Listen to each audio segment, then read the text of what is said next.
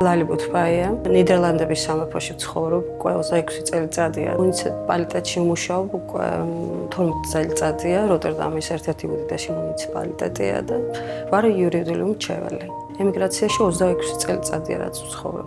მე ვარ დაბადებული და გაზრდილი აფხაზეთში და იქ რომ ომი არ ყოფილიყო, მე ემიგრაციაში არ ვიქნებოდი, იმიტომ რომ იქ ძალიან კარგად ვცხოვრობდით.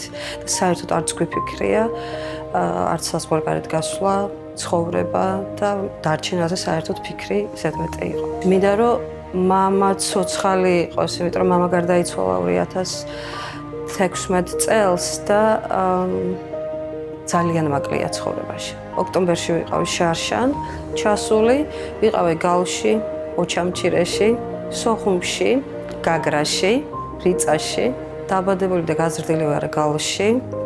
93 წელს დავტოვე აფხაზეთის სოხუმიდან.